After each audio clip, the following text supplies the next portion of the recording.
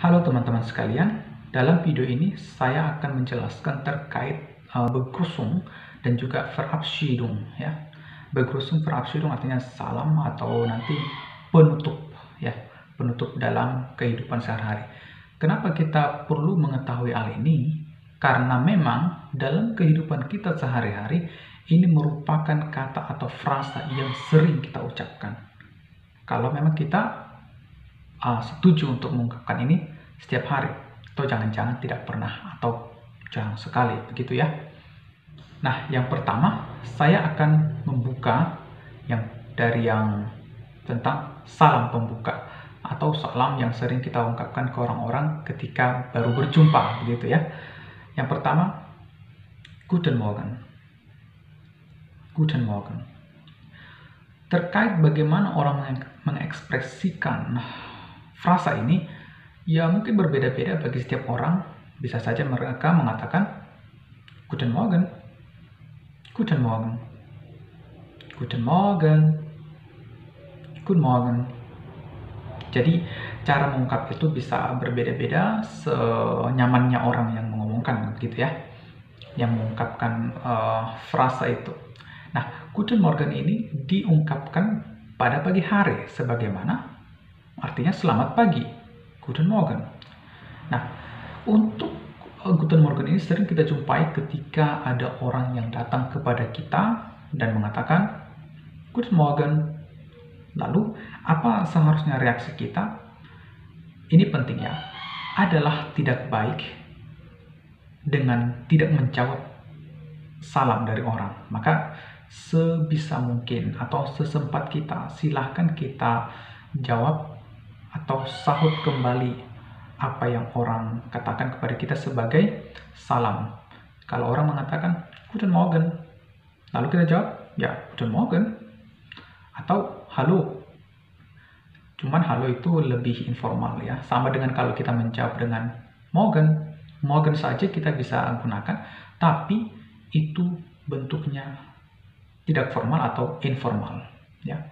Nah, kadangkala ada situasi tertentu yang membuat orang harus memberikan sapaan ini tapi dengan nada yang berbeda. Maksudnya ketika orang mengatakan tiba-tiba Guten Morgen misalnya, atau Guten Morgen tapi dengan nada sinis, itu berarti bukan sapaan yang ramah.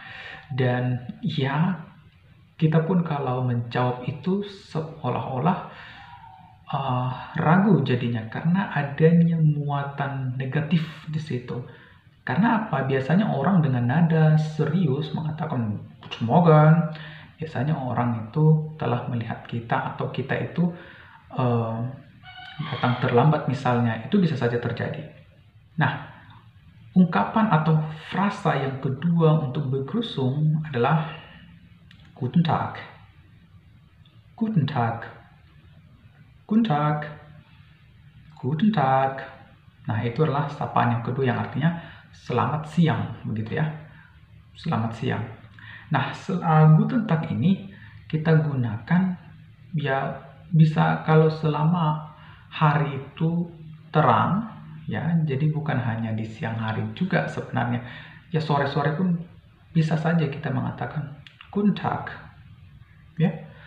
So, tapi ada beberapa variasi juga di beberapa daerah seperti Jerman bagian selatan. Itu biasanya mereka bilang Grüß Gott, ya, Grüß Gott. Atau juga di Jerman selatan biasanya bilangnya Moin, Moin. Nah, jawaban dari sini kalau ada orang mengatakan Guten Tag, kita bisa menjawab dengan Guten Tag, atau juga Grüß Gott, atau juga Moin. Nah, ungkapan berikutnya ini adalah ungkapan yang tidak formal seperti halo, hai, hey, hallöchen, moinsen, dan servus. Servus ya. Ini adalah ungkapan yang tidak formal tapi bisa juga dikatakan atau sebagai ungkapan sapaan kepada teman-teman. Nah, dengan catatan kita mengungkapkan ini tentu saja kepada orang-orang yang sudah kita kenal dekat gitu. Artinya kita tidak akan mengatakan ini kepada atasan di kantor, karena kan ada dikatakan adab ya, atau sikap hormat kita di kantor. Ini kita sampaikan ke orang-orang yang kita kenal dekat. Nah, bagaimana cara menjawabnya? Itu bisa juga ya seperti tadi juga ya, halo, hai, hey, gitu ya. Atau juga sama seperti ya servus begitu. Nah, sapaan ini tidak terikat oleh waktu. Jadi ya harus pagi bukan, harus siang bukan, harus malam bukan. Tapi kapanpun kita menyapa itu bisa kita katakan hai, halo, hallöchen, servus, moinsen, itu sama bisa ya. Kemudian ada juga sapaan grüß dich atau grüß Sie. Ini biasanya dipakai oleh orang-orang di Jerman Selatan ya. Jawaban untuk ini biasanya servus atau guten Tag atau halo, tergantung situasinya. Dan ini juga tidak terikat oleh waktu tertentu. Tidak harus pagi, tidak harus siang, dan tidak harus malam. Kapanpun kita pakai bisa. Ada juga ungkapan Mahlzeit. Mahlzeit. Mahlzeit ini digunakan ketika makan, seperti makan siang. Biasanya sekitar jam 12 ke jam 1 ya. Kalau kita mau makan, kita bilangnya Mahlzeit. Terus kalau jawaban yang itu juga bisa Mahlzeit. Begitu. Namun, ada juga ungkapan ini memiliki makna yang cukup negatif ya. Artinya ya kadang kan kita mengungkapkan sesuatu itu karena kesal atau apa ya. Contohnya adalah di sini ada na dan post Mahlzeit. Na dan post Mahlzeit. Misalnya contohnya di sini saya ada temukan die Chefin sagt, wir müssen diese Woche auch am Wochenende arbeiten. Die Chefin sagt, wir müssen diese Woche auch am Wochenende arbeiten. Kemudian tanggapannya, na dan post Mahlzeit. Artinya bentuk kejengkelan atau kekesalan juga ya. Nah, dan post Mahlzeit. Katanya chef bilang ke kita kalau bahkan untuk akhir pekan kita juga akan kerja. Ya, kita hantam aja kira-kira begitu ya. Kemudian Begrüßung yang terakhir di video ini adalah Guten Abend. Guten Abend. Guten Abend. Guten Abend. Nah, Guten Abend ini tentu saja untuk memberi salam pada ya udah gelap lah ya. Dan sebelum kita tidur kita masih gunakan Guten Abend. Karena ini akan berbeda dengan Gute Nacht. Ya, nanti akan kita bahas juga tentang Gute Nacht. Nah, masalah Guten Abend ini kita sampaikan terserah mau ke teman atau orang yang kita hormati, itu kita pakainya Guten Abend. Tapi ya, singkatan yang Abend itu biasanya tidak terlalu formal, karena yang formal itu adalah pakai kata Guten Abend. Namun jawaban dari situ bisa tetap Guten Abend, Abend atau ya halo ya. Nah, sekarang kita beralih ke wichtige Verabschiedungen. Verabschiedung artinya ungkapan ketika kita hendak berpisah gitu ya, hendak berpisah dan kemungkinan berpisah kemudian nanti bertemu kembali atau berjumpa kembali, baik dalam waktu dekat atau waktu yang lama atau barangkali tidak akan bertemu lagi gitu ya. Nah, yang pertama adalah Auf Wiedersehen. Auf Wiedersehen. Auf Wiedersehen kita gunakan ketika kita bertemu dengan orang dan ingin berpisah dan mau menyampaikan salam perpisahan, maka kita gunakan Auf Wiedersehen. Auf Wiedersehen. Tapi perlu kita catat atau kita perhatikan bahwa penggunaan istilah Auf Wiedersehen ini hanya ketika kita ingin menyampaikan perpisahan salam perpisahan, tapi kita saling melihat gitu ya. Kita saling melihat satu sama lain. Kalau kita memakai telepon, kita tidak menyampaikan Auf Wiedersehen karena kita tidak melihat orangnya, melainkan hanya mendengarkan suaranya. Nanti istilah untuk perpisahan melalui telepon akan ada, ya. Nah, ketika kita mau menyampaikan Auf Wiedersehen, orang bisa juga jawabnya, atau siapapun yang mengatakan jawabannya bisa Tschüss, bisa juga Auf Wiedersehen. Ungkapan Verabschiedung selanjutnya adalah Tschüss atau Ciao, ya. Tschüss atau Ciao itu kita gunakan ketika orang yang kita mau berpisah dengannya itu sedikit kita kenal atau memang kita kenal, ya. Karena ya itu kan seperti ya akrab lah gitu. Kalau ke orang yang belum kita kenal, agaknya ini agak kaku ya.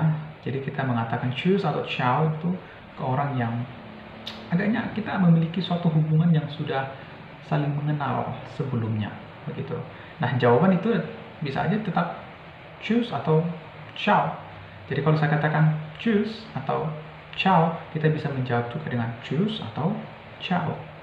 Nah, ungkapan ini berikutnya ini adalah bis gleich, bis nachher, kemudian ada lagi bis dann, bis später, juga bis dahin.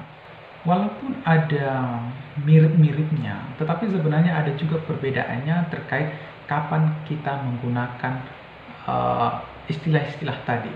Nah, yang pertama kita bahas yang bis gleich. Bis gleich kita ucapkan kepada orang yang kita akan berjumpa lagi dalam waktu dekat, dalam waktu singkat, bisa dalam suatu acara misalnya lagi makan, lagi istirahat kita makan, terus kemudian kembali lagi ke acara, ya bis gleich, karena mungkin dalam barangkali 1 jam ke depan akan jumpa kembali. Atau misalnya mau masuk kelas kita bisa katakan bis gleich, ya maksudnya sampai jumpa, karena akan dalam waktu dekat akan berjumpa di kelas atau di mana-mana. Bis nachher dan bis später juga mengungkapkan salam perpisahan yang bentar lagi jumpa lagi, tapi mungkin waktunya lebih panjang daripada ketika kita mengatakan bis gleich, ya, mungkin lebih panjang waktunya. Sedangkan menggunakan bis dahin, ini berarti bahwa kita menyampaikan salam perpisahan yang waktu ketemu kembalinya itu tidak tentu, bisa 1 hari lagi, atau mungkin 1 jam ke depan, atau mungkin bisa beberapa hari lagi gitu. Jadi belum tentu kapan bertemunya. Yang penting ya bis dahin. Kalau kita mengatakan bis dahin, maka waktu untuk bertemu kembali itu sebenarnya ya tidak pasti juga, antara 1 jam, 1 hari, atau beberapa hari, begitu ya. Nah, kemudian bis dann. Bis dann itu kita gunakan ketika memang kita tidak tahu sama sekali kapan kita akan berjumpa, ya. Mungkin orang yang baru pertama kali kita kenal, terus nanya jalan, di manakah jalannya ini, terus kita jelaskan di mana jalan itu, kemudian mengucapkan terima kasih, ya bis dann. Tapi kita nggak akan tahu kita entah jumpa lagi atau bertemu lagi, kita nggak tahu pasti. Jadi tidak diketahui entah kita mau berjumpa atau tidak. Oke, berikutnya adalah tentang bis Montag atau bis nächste Woche. Nah, ini bukan artinya ini punya banyak anak-anaknya lagi ya. Jadi bisa kita katakan bis Dienstag, atau maksudnya sampai hari apa gitu, atau sampai minggu depan kan gitu. Bis Montag, bis Dienstag, bis Mittwoch, atau bis nächsten Mittwoch gitu ya. Nah, ini kita gunakan ketika kita akan berpisah dan akan berjumpa pada hari tertentu sesuai dengan apa yang kita tentukan dalam salam kita itu. Maka adalah penting untuk mengingatkan atau mengoreksi lawan bicara kalau memang tidak sesuai antara kedua belah pihak. Jadi kalau saya katakan bis Mittwoch, ya gern gitu, ya udah kita akan jumpanya hari Rabu gitu.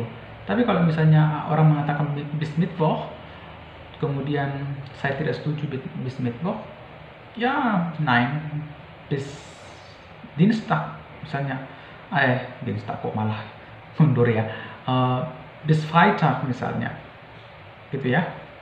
Kalau nanti udah fix sama-sama setuju, maka jawabannya ya alles klar, bis dann, bisa. Kemudian ada Verschiedung juga yang bentuk mach's gut atau machen Sie es gut.